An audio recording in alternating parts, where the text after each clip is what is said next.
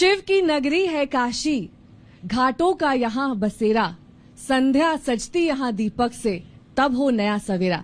नमस्कार, पंचायत आज तक देख रहे हैं आप, आपके साथ हूं मैं नेहा बाथम। एक बेहद विशिष्ट पैनल इस वक्त हमारे साथ मौजूद है, उनका तारुफ आपसे करा देते हैं, लेकिन इस बीच ये भी बता दें कि इस वक्त जो हमारा ये पूरा पंचायत आज तक का कार्यक्रम आयोजित किया गया है वो इस तरीके से है कि आपको गंगा की खूबसूरती का एहसास भी हो, घाटों का यहां पर पीछे जो बैकग्राउंड में आपको दिख रहा है उससे भी आप पूरी तरीके से वाकिफ हो सके कि कैसे ये यहां काशी की पहचान है दरअसल, और इसी काशी की पहचान की परिचायक जो गंगा नदी है उसी के तट से हम ये कार्यक्रम आप तक पेश कर रहे हैं। तो सबसे पहले सभी खास मेहमानों से आपका तारुफ करा दें। पंडित श्रीकांत मिश्रा जी हमारे साथ मौजूद हैं, प्रमुख अर्चक हैं काशी विश्वनाथ कॉरिडोर के, और साथ ही प्रोफेसर नागेंद्र पांडे जी भी हमारे साथ मौजूद हैं जो कि अध्यक्ष हैं काशी मंदिर न्यास परिषद के, और पंडित दीपक मालवीय जी हैं जो कि सदस्य हैं काशी विश्वनाथ मंदिर न्यास परिषद के। तो सबसे पहले स्वागत आप सभी का इस खास कार्यक्रम में। और श्रीकांत मिश्रा जी आपसे शुरुआत करते हुए, क्योंकि लंबे वक्त से ये एक विजन था प्रधानमंत्री नरेंद्र मोदी का जो अब पूरा रूप पूरा स्वरूप ले चुका है, उसके उद्घाटन के मौके पर भी वो मौजूद थे, लेकिन इसके पीछे की परिकल्पना कब से शुरू हुई, कैसे इसके काम को पूरी तरीके से एक प्रोजेक्ट के तौर पर देखा गया और अब ये हम सब के सामने है एक बेहद भव्य और दिव्य मंदिर के रूप में। वाराणसी निवसते नवसुंधरायाम तत्र स्थितिर्मखभुजाम भुवने निवासः। जैसा कि मान्यता है कि वाराणसी पृथ्वी पर नहीं है, त्रिकंटक विराजित काशी है, त्रिशूल के ऊपर बसी हुई अविमुक्त क्षेत्र है जो प्रलय काल में भी नष्ट होने वाली नहीं है। मधुरता, मनोहरता, सुंदरता, अद्वितीयता, अनुपमेयता, अप्रतिमता, विलक्षणता, अलौकिकता, आनंद, लावण्य, लालित्य, माधुर्य की सर्वोत्कृष्ट उदाहरण है काशी। सा काशी त्रिपुरारी राजनगरी, सर्व विद्या की राजधानी है, सर्व शिक्षा की राजधानी है, और इसके साथ साथ भगवान शंकर की अतिशय प्रिय राजधानी। और इसीलिए कहा जाता है कि काशी का हर कंकर शंकर, सर्वत्र उनकी सत्ता है। पंचक्रोशात्मिका काशी के अंदर पहले के समय में तो लोग यहाँ पर मलमूत्र त्याग भी नहीं करते थे, क्योंकि ऐसी कोई जगह बची नहीं है जहाँ पर कि शिव की सत्ता न हो, शिव से पृथक स्थान मिले। और इसीलिए अगर कहीं जाने अनजाने इस परिक्षेत्र में कहीं पाप हो जाए तो उसके परिहार के लिए पंचक्रोशात्मिका काशी के परिक्रमा का विधान किया, पंचक्रोशी परिक्रमा का। यह जो कार्य हुआ है, जैसा कि आपने प्रश्न किया नेहा जी, कि ये आदरणीय देश के प्रधानमंत्री, काशी के प्रिय सांसद और विश्व के सर्वाधिक लोकप्रिय नेता श्री नरेंद्र मोदी जी के दृढ़ इच्छा शक्ति का परिणाम, उनके शिव संकल्प का परिणाम और उनकी धर्मपरायणता का सर्वोत्कृष्ट उदाहरण श्री काशी विश्वनाथ धाम आपके सामने है। यह श्री काशी विश्वनाथ धाम का लोकार्पण मात्र नहीं है, अपितु मैं ऐसा मानता हूं कि भारत के विश्व गुरु बनने की यात्रा का यह श्री गणेश है। एक बड़ा संदेश दिया है आदरणीय नरेंद्र मोदी जी ने, क्योंकि उन्होंने जो संकल्प लिया था कि क्योंकि ये पूरा एक मोहल्ला था, यह लाहौरी टोला के नाम से यह मोहल्ला जाना जाता था, जिसके अंदर 350 से 400 के लगभग मकान थे, रहायशी मकान थे, और वो सारे जो भवन के मालिक थे उन लोगों ने सहर्ष, क्योंकि बाबा विश्वनाथ के प्रति सभी काशी वासियों की अपार आस्था है, वो उनको राजा भी मानते हैं, उनको गुरु भी मानते हैं, और इसीलिए बनारस के बोलचाल में गुरु और राजा बोलने की परंपरा है। यह सीधा सीधा ये शब्द संकेत करते हैं अपने आराध्य, अपने अधिपति भगवान श्री काशी विश्वनाथ को। चना चबैना गंग जल जौ पूर्वय करतार, काशी कबहू न छाड़िए विश्वनाथ दरबार। ये विश्वनाथ के दरबार का वैशिष्ट्य है, जहां पर स्वयं भगवान शंकर और भगवती अन्नपूर्णा, जो भगवान शंकर की प्राण वल्लभा हैं, दोनों ही प्रतिज्ञाबद्ध हैं। भगवान कहते हैं कि देवी एक प्रतिज्ञा आप करिए, जीविते अन्नदातृत्वम मृते मोक्षम ददाम्यहम। जब तक इस धरा धाम पर मनुष्य जीवित है, आप अन्नपूर्णा के रूप में उसका उदर पोषण करेंगी, पेट भरेंगी, और जब उसका शरीर समाप्त हो जाएगा तो मैं तारक मंत्र दे करके सायुज्य, सामीप्य, सारूप्य, सालोक्य मुक्ति प्रदान कर दूंगा। और इसीलिए कहा जाता है काश्याम मरणान मुक्ति। तो ये भाव आदरणीय प्रधानमंत्री जी के मन में आया उन्होंने इसका बीड़ा उठाया और उसको करके दिखाया। तो ये जो जैसा कि उन्होंने कहा था कि काशी की पौराणिकता को खरोच लगे बिना कैसे इसको सजाया संवारा निखारा जा सकता है, उसका देदीप्यमान उदाहरण श्री काशी विश्वनाथ धाम है, जो 2000 स्क्वायर मीटर के दायरे में सिमटा हुआ था, गलियों के अंदर था, सकरे रास्ते थे, वृद्ध अशक्त रोगी इत्यादि पहुंच पाने में समर्थ नहीं हो पाते थे। आज 52,000 स्क्वायर मीटर से ज्यादा के क्षेत्रफल में भव्य और दिव्य श्री काशी विश्वनाथ धाम लोक को समर्पित हुआ है, जहां पर आने वाले तीर्थयात्री दर्शनार्थी पर्यटक जो आते थे अब उनकी संख्या दोगुनी चौगुनी हो गई है। ये हम लोगों के लिए गौरव की बात है। हम सब सौभाग्यशाली हैं कि इस ऐतिहासिक क्षण के साक्षी बने हैं। नागेन जी, क्योंकि श्रीकांत जी कह रहे हैं कि प्रधानमंत्री जी का ये विजन था कि खरोच लगे बिना, लेकिन खरोच तो सर लगी ना। बहुत सारी ऐसी गलियां थी जिनको तोड़ना पड़ा, कई ऐसे पौराणिक घर थे जो सालों साल से यहाँ काशी में थे, कई ऐसी दुकानें थी जो अर्जित की गई और उनसे कहा गया कि हाँ इसको सड़क के चौड़ीकरण के लिए या फिर पूरे कॉरिडोर के निर्माण के लिए उन्हें तोड़ना पड़ेगा। लोगों में नाराजगी तो होगी ना नागेन जी?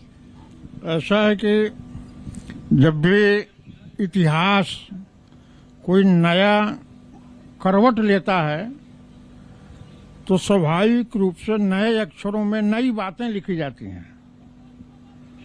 मुझे यह लगता है कि जब जब इतिहास ने परिवर्तन लिया होगा तब तक इसी तरह के दृश्यों की उत्पत्ति हुई होगी।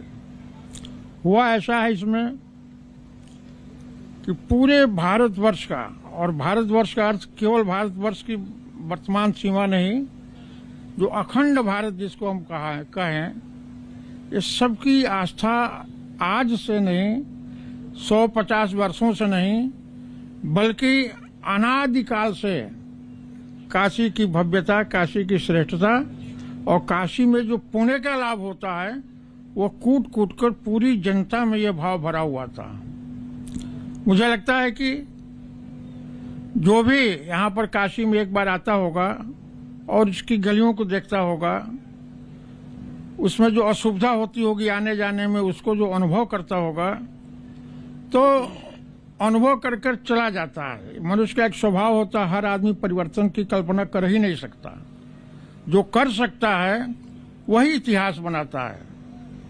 माननीय मोदी जी प्रभु की प्रेरणा से, बाबा विश्वनाथ की प्रेरणा से यहाँ के सांसद होने का उन्होंने निश्चय किया। हम आप सभी जानते हैं वो कहीं से भी, गुजरात के रहने वाले अगर वहां से कहीं सांसद होना चाहते तो शायद उनको कोई श्रम, एक दिन भी भाषण नहीं करना पड़ता और सर्वाधिक मतों से जीत जाते हैं। लेकिन ये होता है कि जो धारा के विपरीत चलता है वही इतिहास बनाता है। मोदी जी आ गए, अब यहाँ उनको कोई नहीं जानता था। गुजरात का रहने वाला आदमी वहाँ का मुख्यमंत्री होगा, कुछ होगा, लेकिन काशी की जो फक्कड़पन की रीति है उसके हिसाब से कोई नहीं जानता था ये कौन है।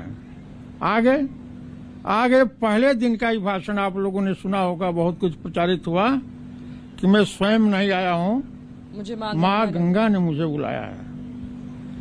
यह शब्द जब उन्होंने कहा तो उस समय हम लोगों को उसका अर्थ नहीं समझ में आया, बिल्कुल नहीं समझ में आया। हमको ऐसा ही लगा कि जैसे नेता लोग हैं कुछ कह देते हैं, लेकिन उसके पीछे कितना गंभीर भाव था कि वो आदमी पहले से ही निश्चय कर लिया था कि गंगा जी की सेवा, विश्वनाथ जी की सेवा, यहाँ जो भी अपूर्ण चीजें उसको पूर्ण करने का कार्य, ये करने के लिए ही हम आए हैं। आप लोगों को स्मरण होगा जो पहला हथौड़ा यही 80 घाट पर उन्होंने कुदाल फावड़ा चलाया था स्वच्छता अभियान का, कल्पना भी नहीं होती थी कि काशी में स्वच्छता भी हो सकती है। लेकिन आज जन जन में छोटे से बच्चे, प्राइमरी में पढ़ने वाले बच्चे भी कोई चीज फेंकते नहीं है सड़क पर, वो बैग में रख लेंगे, खोजेंगे डस्टबिन कहाँ है, वहां डालेंगे।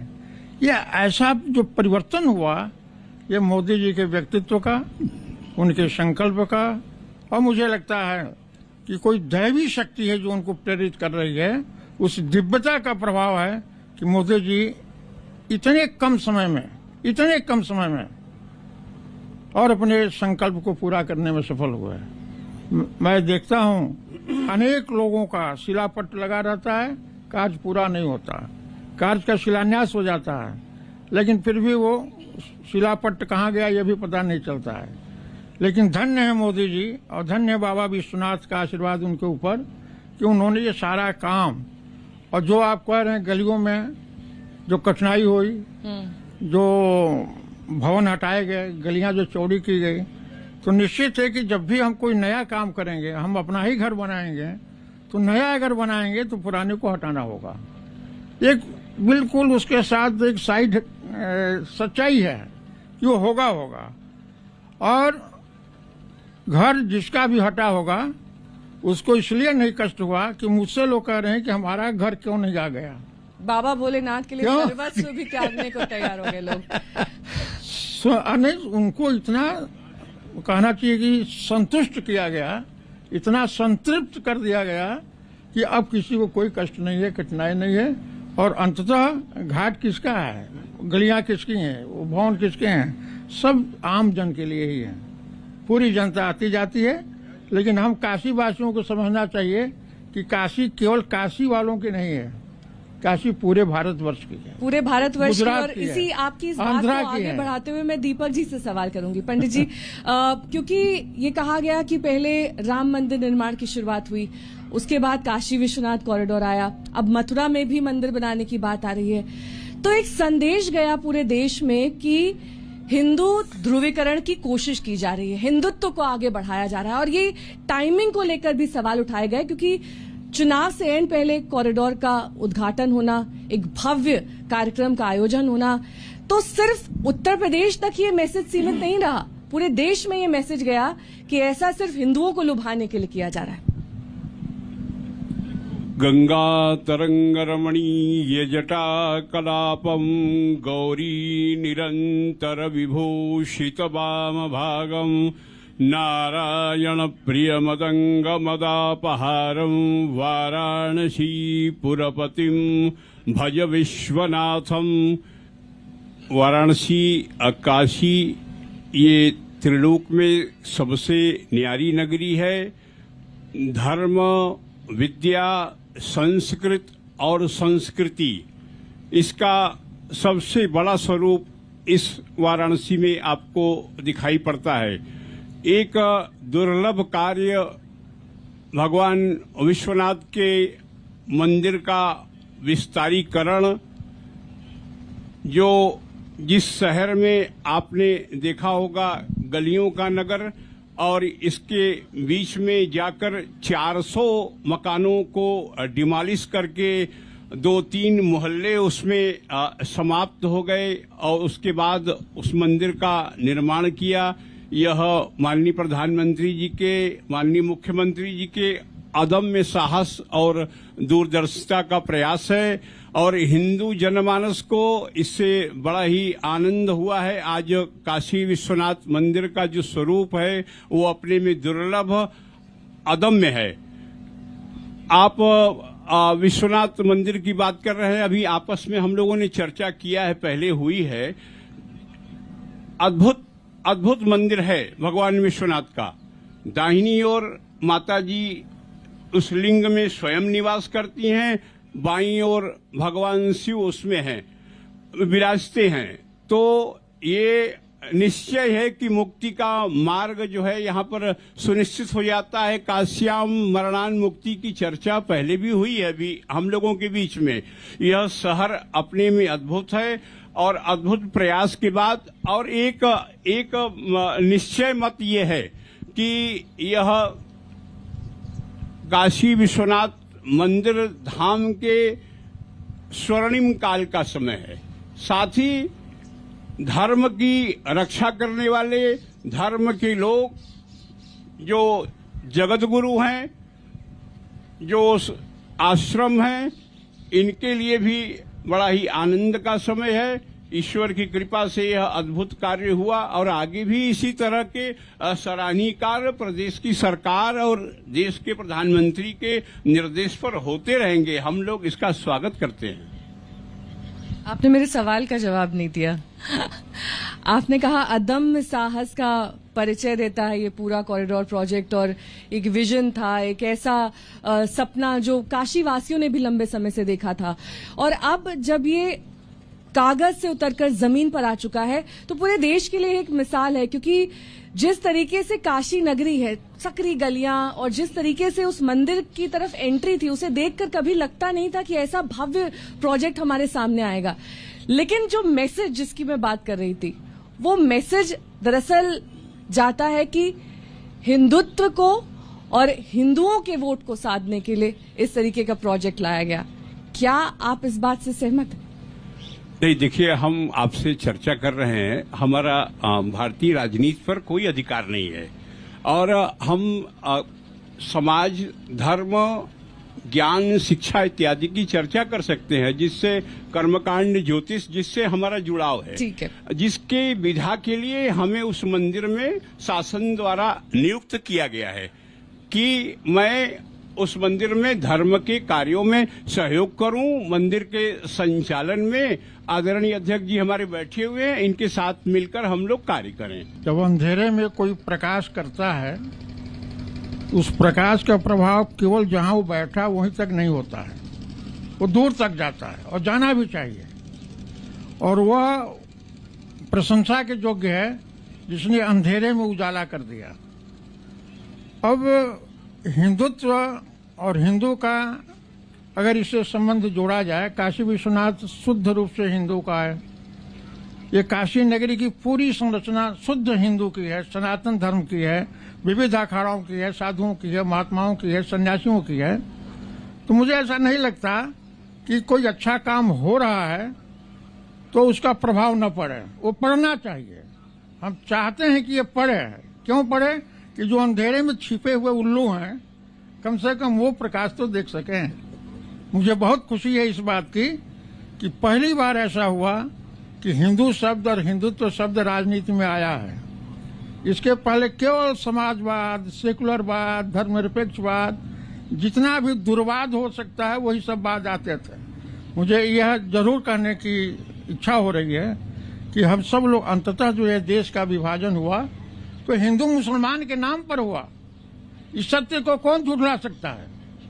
सब लोग स्वीकार करेंगे इस देश का विभाजन ही जाति के आधार पर हुआ, धर्म के आधार पर हुआ।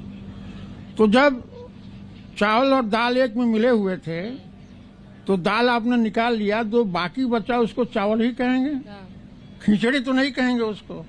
लेकिन अनेक कारण रहे होंगे, मैं नहीं उसमें जाना चाहता। लेकिन ये जरूर है कि आम जो हिंदू यहाँ का जनमानस है उसको अपने हिंदुत्व को समझना चाहिए, और हिंदुत्व को समझने करते उसमें दया हो, परोपकार हो, दूसरे के आदर करने की भावना हो, धर्म संस्कृति में जिसकी आस्था हो, ये मानवीय गुण जो है वही हिंदू गुण है, और वो गुण होना चाहिए। ये नहीं कि जिसको पाओ उसका गला काट लो, जिसको चाहो उसका मंदिर तोड़ दो। ये सब जो दुर्भावनाएं हैं उससे हमको दुर्भावनाओं को दूर रखना चाहिए। श्रीकांत जी, आप पर आते हुए, क्योंकि मंदिर का जो तय वक्त था कोविड की वजह से थोड़ा विलंब हुआ, प्रोजेक्ट की कॉस्ट भी बढ़ गई, उसकी जो कीमत तय की गई थी उससे ज्यादा में बना, तो तमाम उंगलियां उठी। लोगों का ये कहना था कि जो पैसा लोगों के विकास के लिए, शिक्षा के लिए, रोजगार के लिए, इन तमाम चीजों के लिए होना चाहिए था, वो एक कॉरिडोर को बनाने में लगा दिया गया। हालांकि हर अच्छे काम के साथ इस तरह के आरोप प्रत्यारोप का दौर चलता ही है, लेकिन 2014 में प्रधानमंत्री आए थे, उसके बाद से ही उन्होंने इसका जिक्र करना शुरू कर दिया था। 39 महीने रिकॉर्ड समय में ये तैयार हुआ, इसकी भी बहुत चर्चा की गई। कैसे संभव हो पाया? क्योंकि बीच में 3 दर्जन बाद खुद मुख्यमंत्री आए इसे देखने, और उन्होंने सुनिश्चित किया कि जिस दिन तय वक्त, तय तारीख पर ये सबके सामने हो और पूरे देश के लिए एक मिसाल बने। देखिए, मैं ऐसा मानता हूं कि यह भगवत माया से, भगवत अनुग्रह से, भगवत प्रेरणा से ही यह कार्य संभव हुआ है। क्योंकि इतने अल्प समय में, और जहां तक आपने कहा कि पैसे को लेकर के सवाल उठ रहा है, ये तो मैं आपसे पहली बार ऐसा प्रश्न सुन रहा हूं कि किसी ने प्रश्न किया है। नहीं तो पूरा विश्व इस बात से आह्लादित है। विश्व के कोने कोने में फैले हुए जो सनातनी बाबा के अनन्य भक्त, धर्मपरायण हिंदू जन हैं, सनातनी हैं, जिनकी अपार आस्था है बाबा विश्वनाथ में, क्योंकि ये सामान्य स्थान नहीं न है। सा काशी त्रिपुरारी राजनगरी, ये भगवान शंकर की अतिशय प्रिय राजधानी है। अनंतानंत ब्रह्मांड, मायांड, जीवांड, शाक्तांड और प्रकृत्यंड को चमत्कृत करने का, नेतृत्व करने का सामर्थ्य रखती है।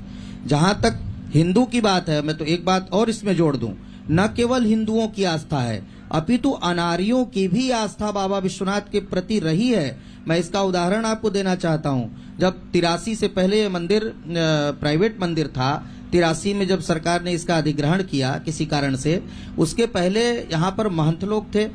महंत परिवार में सबसे विद्वान व्यक्ति थे पंडित रामशंकर त्रिपाठी। एक मुसलमान जो है कलकत्ता से आया और उसने निवेदन किया कि मैं बाबा को दूध चढ़ाना चाहता हूं। तो उन्होंने कहा कि देखो, अगर तुम हमसे अनुमति मांगते हो तो मेरी प्रतिबद्धता है, आर्य धर्मे तराणाम प्रवेशो निषिद्धा, ये वहां पर लिखा हुआ था बोर्ड पे, और इस कारण से मैं तुमको अनुमति नहीं दे सकता हूं, क्योंकि हमारे परिवार के अन्य लोग भी हैं, मेरी प्रतिबद्धता है। लेकिन अगर तुम आस्थावान होकर के जाते हो तो मैं रोकूंगा भी नहीं तुमको। तो उसने ज्ञानवापी परिसर में ही वो दूध चढ़ा दिया, क्योंकि महंत जी ने मना कर दिया। और जहां दूध चढ़ाया वहीं से ऊपर शिवलिंग जो है, ये प्रामाणिक बात मैं कर रहा हूं, काल्पनिक बात नहीं कर रहा हूं। तो हिंसया दूयते चित्तम तेन हिंदुरिदीरिता, जैसा आपने कहा, दया, करुणा, ये सब जो हिंदुओं के अंदर जो दिखाई पड़ता है, जो हिंसा से जिसका चित्त दूर रहता है, नकामये हम गतिमीश्वरात् पराम अष्टर्धियुक्ताम अपुनर्भवम वा आर्तिम प्रपद्ये खिल दुःख भाजाम अंतस्थितो ये न भवन्त्य दुःखा। ये श्रीमद् भागवत का उदाहरण है।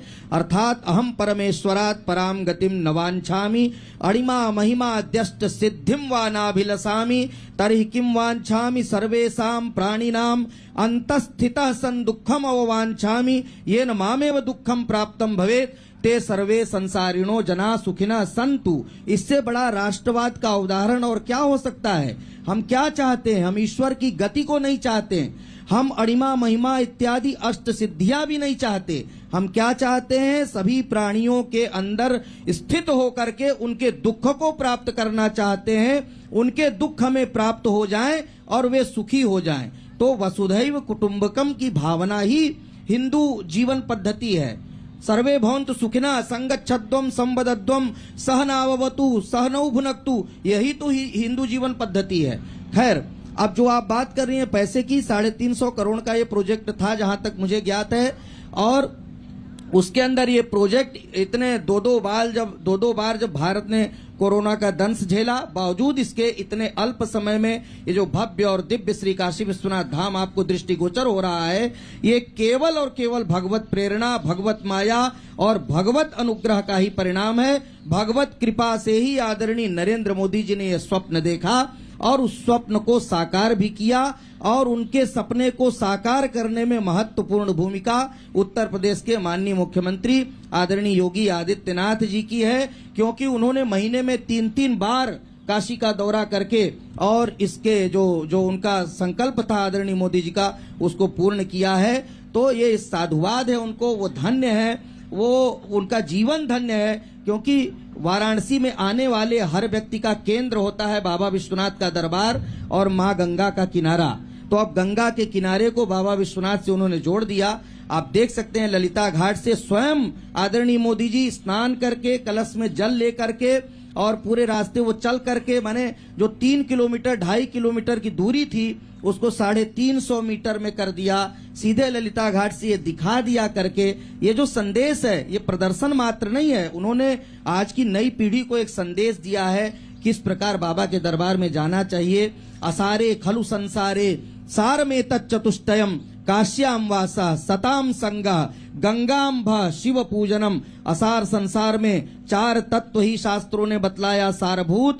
काशी में वास करना, वो भी जन्म जन्मांतर कल्प कल्पांतर युग युगांतर के पुण्योदय से ही प्राप्त होता है। और सताम संगा, सज्जनों की संगति करना, माँ गंगा का दर्शन करना, स्नान करना या उनके चरणोदक का पान करना और बाबा विश्वनाथ को जलार्पण करना, उसको करके दिखा दिया है। तो हम सब इस बात से बड़े गौरव की अनुभूति करते हैं। बिल्कुल। और नागेन जी, क्योंकि सिर्फ भगवान विश्वनाथ के मंदिर तक ही सीमित ये कॉरिडोर नहीं रहा है, उसमें म्यूजियम है, उसमें लाइब्रेरी है, यानी कि सिर्फ पूजा पाठ ही नहीं, पूरे ज्ञान को आप किस तरीके से अर्जित करते हैं, अपने अंदर समाहित करते हैं, इसका पूरा ध्यान रखा गया है इस कॉरिडोर में। बिल्कुल, बहुत सही आपने कहा। और किसी भी मंदिर में जब कोई यात्री केरल का आएगा, आंध्रा का आएगा, दूर दूर देश देशांतर से आएगा, तो प्रयत्न किया गया है कि उसमें अधिक से अधिक सुविधाएं यहीं पर उपलब्ध हो जाएं। और इस नाते उनका रहने के लिए भी आवास की व्यवस्था, फिर अगर रात को रह रहे हैं, कुछ पढ़ने लिखने की इच्छा है तो पुस्तकालय की व्यवस्था, औषधालय की व्यवस्था। लगभग यहाँ के यात्रियों को जो भी आवे तो ये गली में निकलकर पूछना न पड़े कि यहाँ ये चीज कहाँ है, वो हम उसको प्रस्तुत करें। जो काशी सिल्क है, जो बनारसी साड़ी है, वो हर आदमी जो बाहर से आता है वो चाहता है कि कुछ हम यहाँ से लेकर जाते, कुछ अपने लोगों को भेंट करते, तो वो सारी की सारी व्यवस्था यहाँ पर की गई है। तो मुझे लगता है कि ये बहुत बड़ी परिकल्पना है कि आप विश्वनाथ जी का दर्शन करें, गंगा जी में स्नान करें, विश्वनाथ जी का दर्शन करें और प्रसाद लें, फल लें, मूल लें।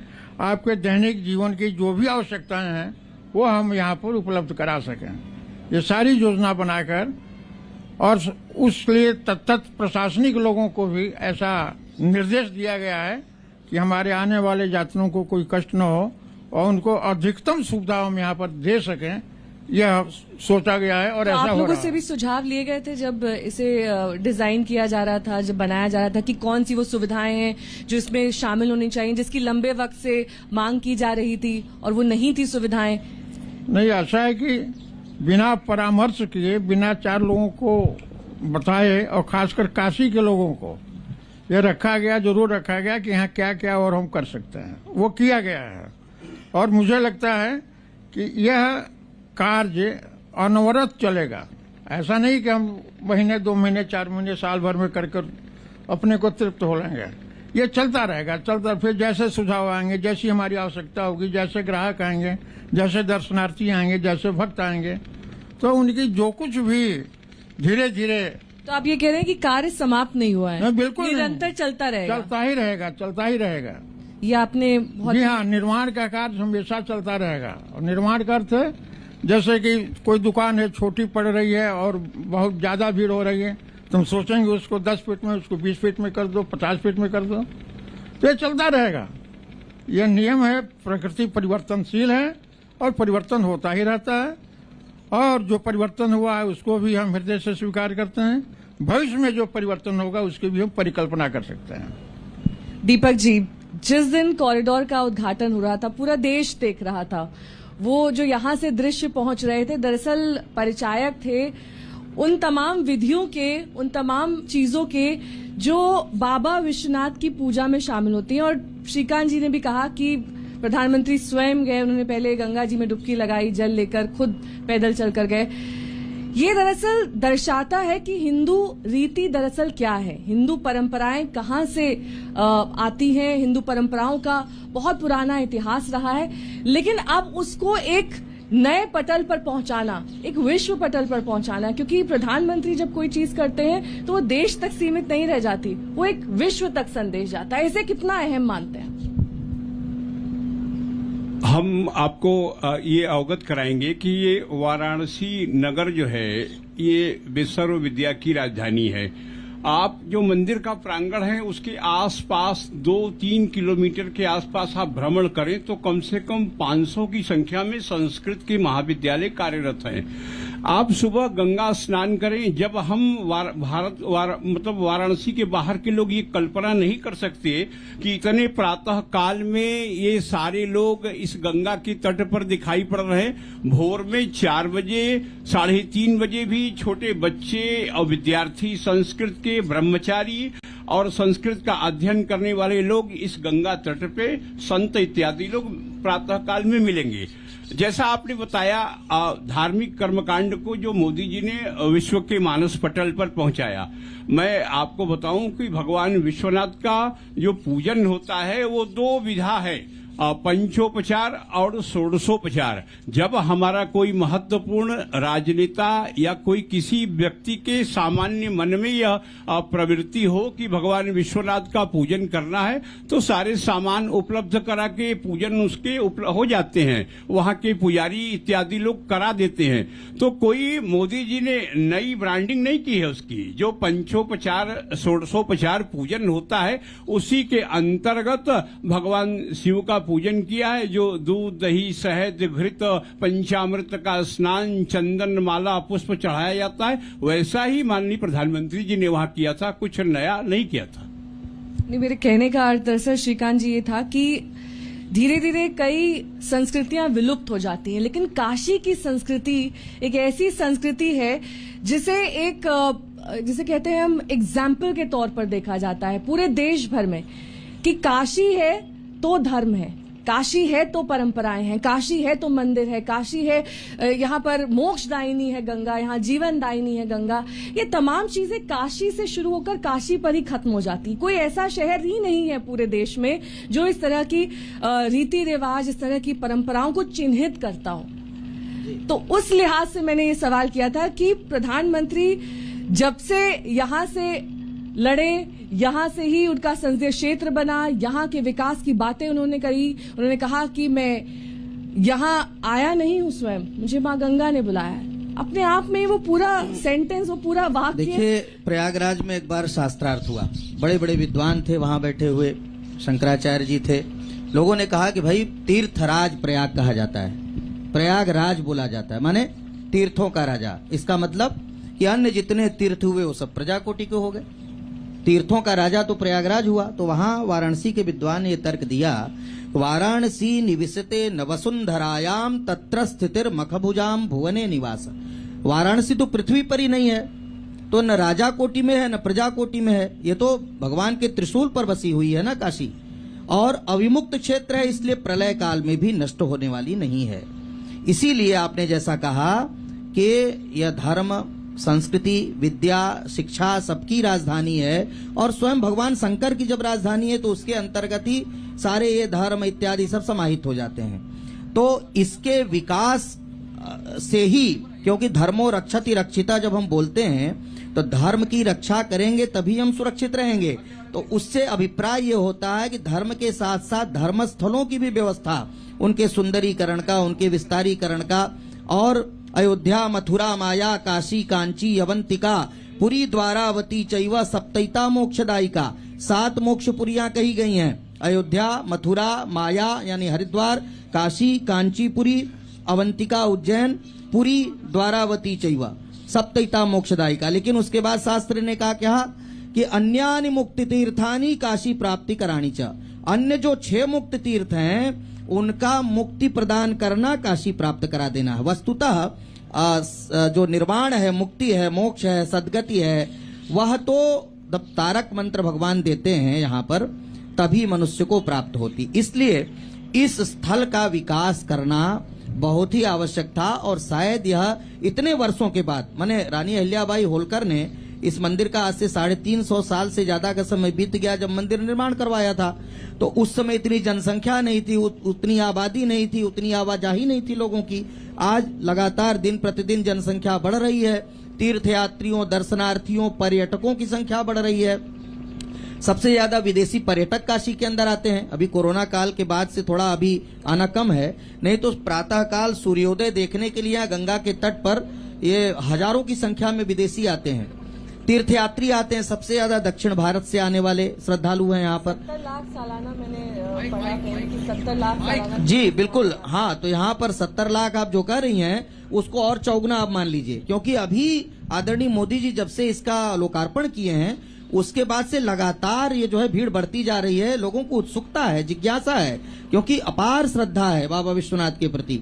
और जैसा कि आदरणीय मालवीय जी ने कहा, आदरणीय अध्यक्ष जी ने कहा, यहाँ के महात्म्य के ऊपर वस्तुतः वामांगे गिरिराज राज तनया, सर्वत्र अखिल विश्व में भगवती बाएं बैठती हैं, लेकिन काशी ही एक ऐसा स्थान है जहाँ पर भगवती दाहिने बैठती हैं, और दाहिने बैठने के कारण सृष्टि अवरुद्ध हो जाती है। इसको मुक्ति क्षेत्र कहा जाता है।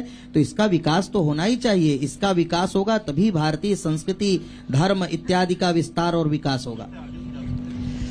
बहुत ही खूबसूरत बात आपने यहाँ कही कि धर्म का विकास होगा तभी संस्कृति का विकास होगा, और इसी के साथ इस सेशन का समापन हम करेंगे। आप तीनों का बहुत बहुत शुक्रिया हमारे साथ पंचायत आज तक में शामिल होने के लिए, और धन्यवाद। ज्ञान काफी प्राप्त हुआ आप सभी की बातों से कि किस तरीके से कॉरिडोर सिर्फ विकास के लिहाज से, धर्म के लिहाज से महत्वपूर्ण नहीं है, बल्कि एक संदेश देता है कि दरअसल अपने मंदिरों के लिए, अपनी परंपराओं के लिए, अपने जो आपके जितने भी आपके भगवान हैं, चाहे वो काशी विश्वनाथ हो या फिर देश भर में जो तमाम मंदिर हैं, उनको विकसित करना चाहिए, उनको एक ऐसे पटल पर पहुंचाना चाहिए ताकि देश भर में नहीं दुनिया भर में संदेश प्राप्त हो सके। बहुत बहुत शुक्रिया आप सभी का।